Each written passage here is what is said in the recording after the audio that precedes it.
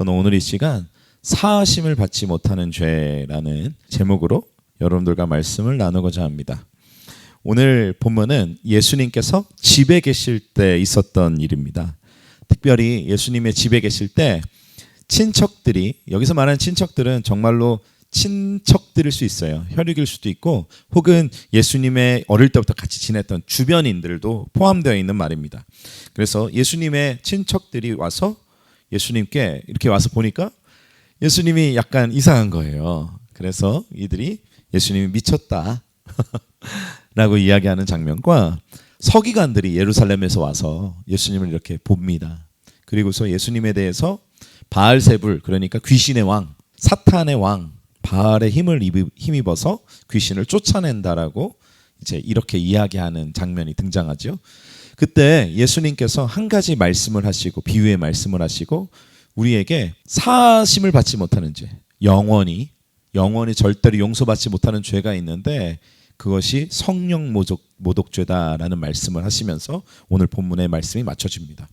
오늘 이 세 가지 부분을 좀 나눠서 여러분들과 말씀을 전하고자 합니다. 같은 이 소제목 안에 있지만 이 세 가지 내용이 오늘 본문에 포함되어 있어요. 그래서 이 세 가지 부분을 여러분들과 나눔으로 우리가 주님 앞에 죄짓지 않는 모습으로, 용서받는 자의 모습으로, 거룩한 하나님께 의롭다함을 칭함을 받는 모습으로 나아가는 저와 여러분이 되길 소망합니다. 우리 먼저 20절, 21절 말씀입니다. 우리 다시 한번 읽어보겠습니다. 시작. 집에 들어가시니 무리가 다시 모임으로 식사할 겨를도 없는지라 예수의 친족들이 듣고 그를 붙들러 나오니 이는 그가 미쳐다 하밀러라. 아멘. 예수님께서 오늘 집에 들어가셨다고 했어요. 여기서 말하는 집은 제가 마가복음 1장에서도 잠깐 언급한 적이 있습니다. 여기서 예수님의 집이라는 이 집이 어디냐 이런 말들이 있어요. 두 가지 견해가 있습니다. 오늘 방금 친척들이 왔다라는 말로 보아서 예수님이 진짜 어릴 때부터 거주했었던 집일 수도 있고, 뒤에 보면 이제 예수님의 진짜 가족들이 또 오거든요. 가족들이 밖에 서서 이렇게 예수님을 부릅니다. 그래서 이것이 그냥 예수님과 제자들이 함께 했었던 베이스 캠프가 아니었는가. 이 둘 다 또 타당한 이유가 있어요. 어떻게 됐든 예수님이 집에 계셨다고 되어 있어요. 어딘지는 모르겠지만 집에 계셨다고 되어 있어요. 그래서 그 예수님의 집이, 오늘 이 집이라는 단어가 오늘 성경, 우리 오늘 마가복음 3장 20절부터 30절까지의 굉장한 중요한 키워드가 됩니다. 이 집이라는 생각을 가지고 오늘 본문을 좀 보면 좋겠어요. 예수님이 집에 계실 때 친척들이 옵니다. 다른 곳에 계실 때가 아니라 집에 계실 때 와요. 그런데 예수님께 그 집에 계실 때 예수님에 대해서 소문을 듣고 온 사람들도 있었고 친척들도 있었죠. 이 두 분류의 사람들이 예수님의 집에 가득 메우게 됩니다. 그러니까 예수님의 가르침을 들으려 오는 사람도 있고, 병이 낫고자 하는 사람도 있고, 귀신을 고침받고자 했던 모습들이 있겠죠. 그것 때문에 예수님께서 너무나도 바쁘셨던 것 같아요. 사람들이 너무 많으니까 다 안수만 해도 얼마나 시간이 많이 가겠습니까? 근데 그렇게 바쁘신 예수님이 어느 정도로 바쁘셨냐면 식사할 겨를도 없을 정도로 바쁘셨어요. 그러니까 너무나도 많은 병자들을 고치시고, 너무나도 많은 귀신 들린 사람들을 고치시고, 그리고 많은 이야기들과 많은 내용들을 가르치셨기 때문에 정말로 예수님이 정신이 없었던 거죠. 근데 문제는 그때 친척들이 옵니다. 앞서 말씀드린 것처럼 예수님 혈육일 수도 있고 혹은 예수님 주변인일 수도 있어요. 근데 그 사람들이 와서 예수님을 붙들러 왔다고 돼 있어요. 그 말은 뭐죠? 예수님을 좀 정신 차리게 하려고 온 거예요. 왜냐? 그들이 뭐라고 합니까? 그가 미쳤다 합니다. 예수가 이상해졌다. 우리가 가서 그를 정상인으로 돌이키자. 이런 느낌인 거예요, 지금. 그래서 예수님께서 그들에게 이제 대꾸한다는 내용은 없습니다. 근데 문제는 뭐냐면 우리가 여기서 깊이 생각해 봐야 될 것이 있어요. 뭐냐? 사람들은 예수님을 어떤 선지자로서 여기고 있는데 가족들과 친척들은 예수님을 어떤 하나님의 사람으로 보지 않고 있다는 거죠. 세상에서 많은 어려움이나 힘든 것을 가지고 주님 앞에 나오는 사람이 있는가 하면 이 가족들은 어떻습니까? 주님에 대한 색안경을 끼고 주님께 나오는 거죠. 자기가 알고 있었던 예수님의 모습이 아니니까, 내가 어려서부터 봤던 예수의 모습이 아니니까 그들은 스스로 평가하고 예수가 이상해졌다, 미쳤다라는 어떤 잘못된 생각을 가지고 주님 앞에 오는 겁니다. 요즘 시대가 좀 그러지 않나 생각이 들어요. 우리가 어릴 때 보면 제가 초등학교 다닐 때쯤이었던 것 같아요. 그때까지만 해도 그 동네에서 조금 너무 산만하거나 너무 이렇게 컨트롤이 안 되는 아이들이 있으면 부모님들이 본인은 교회를 안 가면서 교회를 보냈었어요. 제가 어릴 때만 해도 그런 아이들이 꽤 있었어요. 동네에서 조금 문제가 있으면 교회 한번 보내봐. 그래가지고 교회에 부모님들은 안 나오면서 예배를 안 드리고 애만 이렇게 맡겨놓고 갔다가 또 애 찾으러 오시는 분들이 있었어요. 그런 분들이 한두 분이 아니라 꽤 많이 있었습니다. 그런데 요즘 시대는 좀 그렇지 않죠. 요즘 시대는 교회를 가는 것이 마치 이상한 것처럼 생각합니다. 오늘 본문에 예수님의 친척들이 예수님을 미쳤다고 이야기하는 것처럼 교회 다니는 것이 마치 이상한 사람인 것처럼 이야기하는 것을 우리가 쉽게 봅니다. 특별히 제가 어떤 연예인이 기도 인도하는 영상을 봤어요. 저는 깜짝 놀랐습니다. 저렇게 뜨겁게 기도 인도를 할 수 있을까? 우리가 아는 정말로 유명한 아이돌인데 그가 하나님 앞에서 이렇게 기도 인도하는 모습을 이렇게 볼 때 막 밑에 댓글로 막 아멘 아멘 아멘 아멘 하는데 예수님 안 믿는 사람들은 미쳤다 그러더라고요. 그걸 보면서 약간 이상해졌다. 사입이 아니냐? 막 그러면서 저는 너무 은혜가 됐는데 세상 사람들이 보기에는 그것이 좋지 않게 보이는 거죠. 요즘 시대에 교회를 바라보는 것과 하나님의 사람들을 바라보는 것이 마치 그러지 않나 생각을 해봅니다. 그러니까 주님 앞에 기도하고 주님 앞에 예배하는 자들을 향해서 어떤 이상한 색안경을 끼고 보는 것이 요즘 현실이에요. 그렇다 보니까 제가 목사라는 것을 어디 가서 이렇게 드러내기가 쉽지 않습니다. 제가 목사입니다 라고 말하는 게 정말 쉽지 않아요. 어디 가서 저에게 꼭 직업을 물어보는 사람들이 있어요. 희한하게 저랑 대화를 하다 보면 어떻게 알게 되면 깊은 대화도 아니에요. 잠깐 한두 마디 하다 보면 어떤 일 하는 사람이세요? 라고 물어봅니다. 그 물어보는 이유가 여러 가지 있겠죠. 그런데 그때 제가 자신 있게 목사입니다 라고 대답할 때가 있지만 그러지 못할 때도 있어요. 왜냐하면 이것이 저한테 당당했으면 좋겠는데 그러지 못하는 게 요즘 시대인 것 같습니다. 그때면 제가 마음에 참 불편함을 갖고 주님의 기도의 자리로 다시 나오는 때가 있는데 여러분 어떻습니까? 예수님 믿는 것이 자랑스러우십니까? 저는 예수님 믿는 것은 자랑스러워요. 근데 가끔 목사인 게 자랑스럽지 않을 때가 있어요. 그럴 때면 참 하나님 앞에 부끄럽거든요. 여러분들 우리가 예수님께서 식사할 겨를도 없이 그렇게 열심히 사역하시고 은혜가 흘러넘치고 사람들이 주님 앞에 자유함을 얻는 그 순간에도 예수님을 향해서 미쳤다라고 이야기하는 사람들이 있다는 거죠. 저는 우리가 그런 모습이 혹시 있으면 벗어버리길 소망합니다. 우리가 주님 앞에 신앙생활을 하기에도 바쁩니다. 식사할 겨를도 없이 주님이 사역했던 모습처럼 우리가 그냥 믿음 생활하는 것만으로도 솔직히 너무나도 버겁고 바쁩니다. 근데 세상 사람들의 그런 눈치도 봐야 되고 그 세상 사람들이 말하는 손가락질에 대해서 우리가 반응한다면 우리가 온전한 신앙생활과 온전한 주님의 사명을 감당하기 어려울 것입니다. 따라서 우리가 진리 안에 있다면 예수 안에 있다면 우리가 예수님을 자랑할 수 있는 사람들, 우리 예수 그리스도를 담대하게 전할 수 있는 우리에게 용기와 힘이 있길 소망합니다. 저도 주님을 믿는다는 것에 대해서 당당하지만 가끔 목사로서 당당했으면 좋겠다라는 생각을 합니다. 왜냐하면 요즘에 목사님이라고 하면 다 색안경을 끼니까 저도 모르게 숨게 되더라고요. 저도 그런 모습을 좀 벗어버리길 소망합니다. 여러분들도 혹시 여러분들 안에 색안경이 있다면 벗어버리시고 주변에 여러분들을 향한 어떤 좋지 않은 시선들이 있다면 거기에 휘둘리지 않는 우리 모두가 되길 소망합니다. 그래서 복음 안에 우뚝 서는 우리 모두가 되어지길 원합니다. 그런데 이런 예수님의 친척들 말고도 예수님 앞에 좋지 않은 반응을 했던 사람들이 또 등장해요. 또 누구냐면 서기관들입니다. 예루살렘에서 온 서기관들에 대해서 그 대화의 내용 22절부터 26절까지의 말씀 우리 다시 한번 이걸 읽어보도록 하겠습니다. 시작. 예루살렘에서 내려온 서기관들은 그가 바알세불이 집혔다 하며 또 귀신의 왕을 힘입어 귀신을 쫓아낸다 하니 예수께서 그들을 불러다가 비유로 말씀하시되 사탄이 어찌 사탄을 쫓아낼 수 있느냐? 또 만일 나라가 스스로 분쟁하면 그 나라가 설 수 없고 만일 집이 스스로 분쟁하면 그 집이 설 수 없고 만일 사탄이 자기를 거슬러 일어나면 분쟁하면 설 수 없고 망하느니라. 아멘. 오늘 본문 예수님의 집에 또 하나의 사람들이 오죠. 서기관들입니다. 근데 이 서기관들이 제가 생각하기에는 오늘 본문의 말씀의 뉘앙스를 보면 예수님이 귀신의 왕 바알세불의 힘을 힘입어서 귀신을 쫓아낸다라고 자기네들끼리 얘기한 거예요. 그러니까 예수님이 여기 23절에 그들을 따로 부르십니다. 따로 부르셔서 말씀하시는데 사탄이 어찌 사탄을 쫓아낼 수 있느냐. 그러면 25절에 만일 집이, 아까 전에 우리가 집이 중요하다고 했죠. 오늘 집이 스스로 분쟁하면 그 집이 어떻게 될 수 없습니까? 설 수 없고, 사탄이 자기를 거슬려 일어나면 분쟁하면 설 수 없고 어떻게 된다? 망하게 된다라는 거죠. 예수님은 지금 사탄의 권세를 깨트리고 계시는 거예요. 예수님은 사탄의 권세를 쫓아내심으로 사탄의 집을 지금 어떻게 하고 계시는 겁니까? 무너뜨리고 계신 거예요. 거기에 대해서 27절에 이렇게 고백합니다. 27절에 사람이 먼저 강한 자를 결박하지 않고는 그 강한 자의 집에 들어가 세간을 강탈하지 못하리니 결박한 후에야 그 집을 강탈하리라. 갑자기 도둑질에 대해서 이야기하시죠.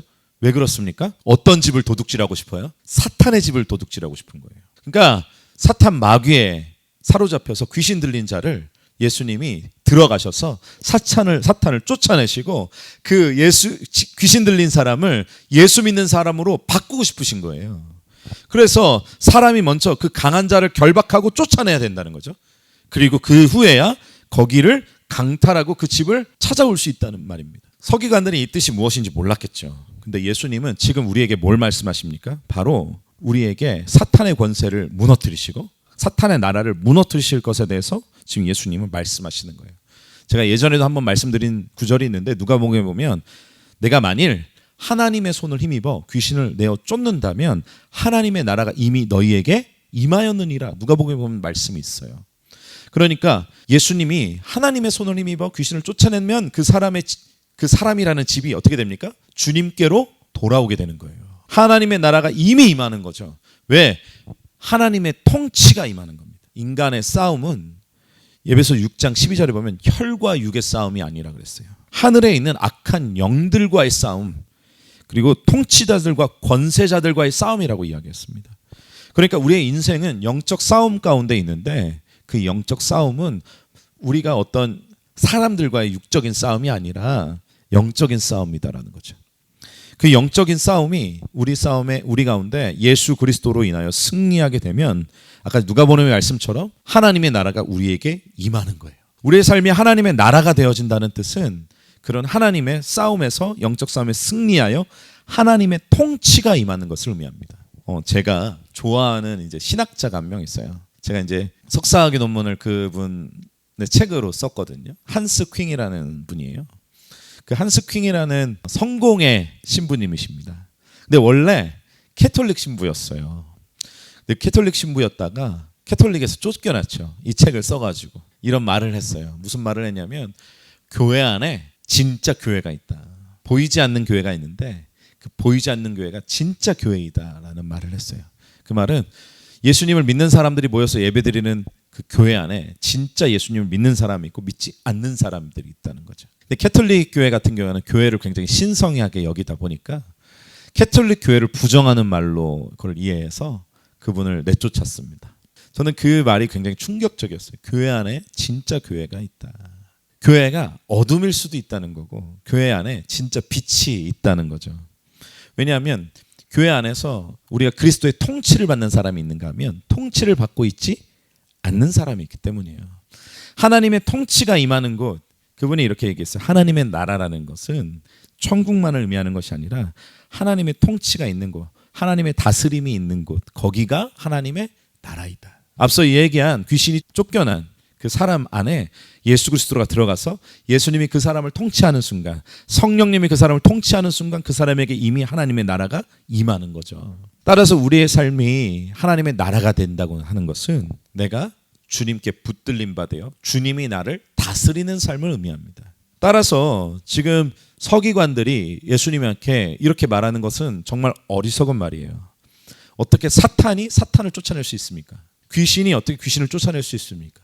왜냐하면 서로 같은 편이기 때문에 쫓아낼 수 없다는 거예요.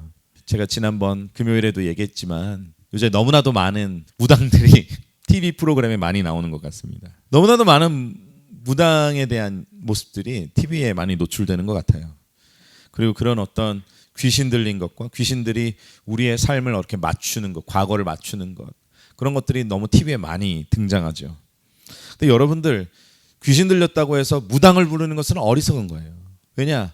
귀신끼리 서로 분쟁할 수 없기 때문이죠. 우리가 보이지 않는 그 영적 싸움에서 승리할 수 있는 것은 어떤 그런 무당이나 이런 귀신 들린 자를 통함이 아니라 하나님의 나라, 예수 그리스도, 모든 죄와 권세를 무너뜨리신 예수 그리스도 앞에 나아가는 것만이 우리가 승리할 수 있는 길이고 우리가 구원을 얻을 수 있는 길인 줄 믿습니다. 저는 우리가 이런 어떤 어리석은 생각 가운데 빠지지 않길 원해요. 이 서기관들의 생각이 얼마나 어리석냐면 이들이 지금 너무나도 큰 문제 앞에 봉착합니다. 그 문제가 뭔지 우리 한번 같이 마지막으로 볼 건데 28, 29, 30절 말씀이에요. 예수님이 이 말씀을 하시려고 그들을 따로 부르시는 거예요. 혼잣말, 자기네들끼리 말하는 그들에게 예수님이 말씀하시는데 뭘 말씀하시냐면 이게 가장 중요합니다. 다 같이 읽겠습니다. 시작. 내가 진실로 죄와 모든 모독하는 일은 사하심을 얻되 누구든지 성령을 모독하는 자는 영원히 사하심을 얻지 못하고 영원한 죄가 되느니라 하시니 이는 그들이 말하기를 더러운 귀신이 들렸다 함이러라. 서기관들이 예수님이 귀신 들렸다라고 30절에 어떻게 합니까? 결론 내려버립니다.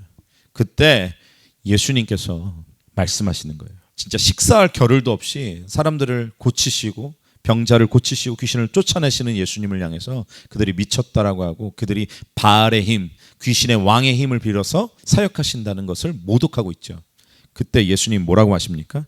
사람의 모든 죄는 용서받을 수 있고 사람이 누군가를 모독하는 일도 모두 다 사하심을 얻을 수 있지만 단 한 가지 사하심을 받지 못하는 죄가 있는데 그것은 성령을 모독하는 자는 영원히 사하심을 얻지 못하고 영원한 죄가 된다는 거예요. 지금 누가 성령을 모독하고 있습니까? 지금 서기관들이 모독하고 있는 거예요. 예수님의 그런 놀라운 어떤 역사하심에 대해서 그들이 부정할 수는 없었겠죠. 왜냐하면 눈에 보이니까. 갑자기 안진뱅이가 일어나고 안에 있는 병자들이 고쳐지고 정말 죽은 자들이 살아나는 역사들을 눈으로 보고 있으니까 그들이 그것을 부정할 수는 없었어요. 그러니까 무엇을 부정하는 겁니까? 그의 능력은 부정할 수 없으니까 그들의 능력의 근원이 어딘가, 출처가 어딘가라는 것을 부정하고 있는 거죠. 그러니까 예수님 자체를 부정하지 못하니까 다른 것을 가지고 부정하는 겁니다. 그때 예수님께서 말씀하시는 거예요. 나의 이런 능력은 성령으로 인한 것인데 너희가 만일 그런 식으로 성령을 모독하면 영원히 사하심을 받지 못할 것이다. 여러분, 우리가 삶을 살다 보면 주변에 어떤 간증들을 듣게 됩니다. 근데 그 간증들을 들으면 우리가 가끔 당황할 때가 있죠. 듣기 싫을 때도 있어요. 그렇지 않습니까? 저는 저희 어머니가 저한테 아주 간증을 많이 합니다. 제가 좀 듣기가 싫어요. 맨날 비슷한 간증이고 어머니가 뭔 꿈을 꿨다 그러면 거의 대부분 맞지 않아요. 그래서 어머니의 어떤 그런 영성에 대해서 제가 굉장히 부정적인데 근데 어머니에 대해서 어머니의 그런 어떤 간증들에 대해 듣기 싫지만 그렇게 막 엄청 부정하거나 모독하고 싶지는 않습니다. 왜냐하면 그걸 제가 모독하는 것과 싫어하는 걸 수는 있지만 모독하는 순간 제가 영원히 사하심을 받지 못하는 죄에 거할 수도 있기 때문이에요. 왜냐하면 정말로 만약에 하나님의 성령이 그렇게 임했다고 한다면 그것을 우리가 모독하지는 않았으면 좋겠어요. 근데 문제는 뭐냐면 하나님의 은혜를 조금 경험한 사람일수록 그렇게 자신의 모습을 간증하기를 좋아하죠. 왜냐하면 자기를 드러내고 싶고 자기의 어떤 영적 수준을 보여주고 싶거든요. 근데 그런 어떤 연약한 모습 때문에 우리가 눈살이 찌푸러질 때도 있지만 그럼에도 불구하고 우리 입술을 조심해야 될 줄 믿습니다. 우리의 마음도 조심해야 합니다. 만약 그것이 하나님의 은혜이고 만약 그것이 하나님의 역사하심이라면 우리가 성령을 모독하는 것일 수도 있기 때문이죠. 그 성령을 모독한다는 것은 그냥 우리가 어떤 다른 사람의 간증만을 이야기하지 않습니다. 성령님 자체를 모독할 수도 있어요. 요즘 시대에 많은 목사님들과 많은 어떤 신학자들이 성령의 역사에 대해서 부정하는 경우가 너무나도 많습니다. 또 성령의 역사를 빙자해서 이렇게 말하면 좀 그렇지만 사기꾼도 많죠. 그러다 보니까 이것이 성령의 역사인지 이것이 하나님의 역사인지 이게 고민이 될 때가 우리가 너무 많아요. 그때 우리가 할 수 있는 방법은 분별함인데 그것을 분별할 때도 우리의 입술을 조심해야 합니다. 왜냐하면 하나님의 역사는 우리 가운데 모르는 사이에 역사하시기 때문이에요. 성경에 보면 하나님의 사람이 아닌 사람들을 통해서도 역사하실 때가 있더라고요. 우리 지난번 우리 민수기 볼 때 발람 선지자 기억나십니까? 오후 예배 때 발람 선지자는 거짓 선지자였지만 그 입술에서 하나님을 찬양하는 것과 이스라엘을 축복의 말들이 흘러 넘쳤죠. 이스라엘을 저주하기 위해 섰던 발람 선지자를 통해서 하나님의 복이 흘러 넘칩니다. 그러니까 우리가 어떤 하나님의 은혜를 평가하는 것은 매우 어리석은 일인 거죠. 우리가 입술을 조심하고 우리의 생각을 조심해야 합니다. 이것도 제가 생각하기에 하나님을, 성령님을 모독하는 행동인 것 같아요. 제가 이것을 지금 한 2주 정도 계속 예배 때마다 많이 이야기하는 것 같은데 언제까지 얘기할지 모르겠지만 또 얘기하고 싶습니다. 어떤 연예인이 삼위일체에 대해서 강의를 했죠. 근데 그 강의 내용을 요약하자면 한 3가지 정도로 요약할 수 있는데 그 첫 번째가 성령님의 어떤 하나님인 것을, 신성을 부정한 거였습니다. 성령님은 어떤 목적과 의지로 이야기를 하더라고요. 그때 저는 굉장히 분노가 됐어요. 성령을 모독하고 있다는 생각이 들었어요. 성령님의 어떤 하나님, 신성에 대해서 부정한다는 것은 성령을 모독하는 것이고, 성령을 모독한다는 것은 그가 죄사함 받지 못할 수도 있다는 거거든요. 그것에 대해서 그가 아직 잘 모르기 때문에 너무나도 쉽게 저렇게 이야기하는구나. 성경을 자기가 잘한다고 해서 성경 강의도 하고 어떤 새로운 교회를, 인터넷 교회를 만든 것처럼 이야기를 하는데 제가 너무나도 마음이 답답하고 그랬습니다. 근데 문제는 뭐냐면 그가 이야기하는 내용들이 너무나도 기초적인 내용이라는 거예요. 제가 신학교 1학년 1학기 때, 대학생 때 배웠던 내용들이거든요. 대학교 가면 교회사라는 걸, 교회의 역사를 배웁니다. 교회를 역사를 배울 때 첫 번째로 배우는 게 뭐냐면 삼위일체예요. 삼위일체가 너무나도 어렵고 이해하기 어려운 신비지만 그것을 먼저 이야기하지 않고서는 성경을 이야기할 수가 없기 때문에, 또한 교회가 처음 생길 때부터 그 논쟁이, 그 이야기가, 그 담론이 가장 이슈였거든요. AD 313년에 세워졌을 때, 공인화됐을 때 로마에서, 그때부터 시작해서 14년 뒤에 니케아 공회, 또 뒤에 한 5, 60년 뒤에 콘스탄티노플 공의회에서 그 삼위일체에 대한 이야기, 담론이 거의 마무리됩니다. 이미 초대교회에서 마무리되고 나중에 아타나시우스 이런 사람들 통해서 삼위일체 하나님에 대해서 명백히 돼요. 그런데 유일하게 이게 결론이 잘 안 났던 부분이 뭐냐면 성령에 대한 부분이에요. 처음에 삼위일체에 대한 이슈들이 예수님의 신성, 예수님이 정말 하나님인가? 여기부터 시작하거든요. 거기에 대한 예수님에 대한 이야기, 여러 가지 이야기다가 마지막에 계속적으로 결론이 안 냈던 것이 바로 성령에 대한 부분이에요. 어느 정도 콘스탄티노플 공의회에서 삼위일체가 어느 정도 해결이 되었지만 이것이 나중에 동방교회, 서방교회가 갈라지면서 어떤 정치적 이슈 이런 걸로 이제 갈라지게 됐지만 그 중에 신학적 이슈 중에 하나가 바로 성령님에 대한 이해거든요. 이런 부분들이 이미 교회가 처음 시작할 때부터 있었던 논쟁이고, 그런 부분들이 어느 정도 우리 안에 다 자리 잡았어요. 신학생들 아무한테나 가서, 1학년한테 아무한테나 가서 물어봐도 다 대답할 수 있습니다. 그만큼 기초적인 내용인데 그것을 마치 자기가 성경을 완전히 새로 꿰뚫었다는 것처럼 아주 그렇게 이야기를 하더라고요. 그때 제 안에 너무나도 큰 분노가 일어났습니다. 근데 제가 그 얘기를 다시 한번 이렇게 영상을 보니까 목사님들은 어이없다고 생각하시겠지만 성도님들은 혹시 넘어가진 않을까, 이런 고민이 되더라고요. 우리가 이것이 잘못된 가르침도 성령님에 대한 모독이 될 수 있습니다. 이런 하나님에 대한 모독적인 말, 하나님의 어떤 성령의 역사하심을 회방하는 죄들을 우리가 범하지 않길 원합니다. 예수님을 바로 알고, 하나님을 바로 알고, 성령님을 바로 알고, 그리고 바로 믿고, 그 성령님 안에서, 예수님 안에서, 하나님 안에서 우리가 바로 살길 소망해요. 제가 우리 아름교회를 개척할 때 그 타이틀을 걸은 이유도 거기에 있습니다. 정말 우리가 바로 알고, 바로 배워서, 바로 믿고, 바로 사는 우리가 되어져서 우리가 주님 앞에 하나님이 누구신지에 대해 분명히 알고 살아갈 수 있는 우리가 되길 소망합니다. 제가 금요일에 이야기한 것처럼 제가 하나 결심을 했어요. 제가 그 영상 찍고 이런 게 너무 힘든데, 제 성격상 이런 게 너무 스트레스거든요. 근데 영상을 하나 찍어봐야겠다. 그래서 삼위일체에 대해서 한번 정리해볼까 합니다. 많이 응원해 주시고 그러면 좋겠습니다. 말씀을 맺으려고 합니다.